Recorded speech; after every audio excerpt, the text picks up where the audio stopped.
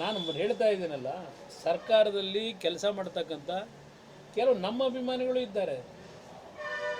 ಪ್ರತಿಯೊಂದು ಮಾಹಿತಿ ನಮಗೂ ದೊರಕ್ತದೆ ಏನೇ ನಡೀತದೆ ಅಂತೇಳಿ. ಟೆರ್ರರಿಸ್ಟ್ನವ್ರು ಟ್ಯಾಪಲ್ಲಿ ಮಾಡ್ಕೋತಾರೆ.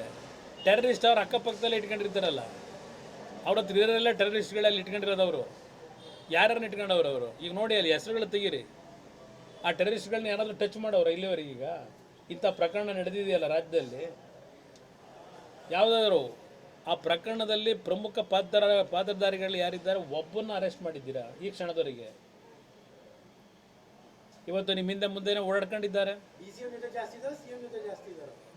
ಯಾರ್ಯಾರ ಜೊತೆ ಇದ್ದಾರೆ ಅನ್ನೋದನ್ನ ಮುಖ್ಯಮಂತ್ರಿಗಳು ಹೇಳ್ಬೇಕಲ್ವಾ? ಈಗ ಇವತ್ತು ಪತ್ರಿಕೆಯಲ್ಲೇ ನೋಡೋದನಪ್ಪ, ನೀವು ಆದಷ್ಟು ಇನ್ನು ಪೆನ್ ಡ್ರೈವಿನ ಬಗ್ಗೆ ಯಾವ ಮಂತ್ರಿಗಳು ಕಾಂಗ್ರೆಸ್ ಕಾರ್ಯಕರ್ತರು ಯಾರೋ ಮಾತನಾಡಬೇಡಿ ಅಂತೇಳಿ ಮುಖ್ಯಮಂತ್ರಿಗಳು ಯಾಕೆ ಹೇಳಿಕೆ ಕೊಟ್ಟವ್ರೀಗ? ಪತ್ರಿಕೆ ಬರೆದಿದ್ದೀರಲ್ಲ.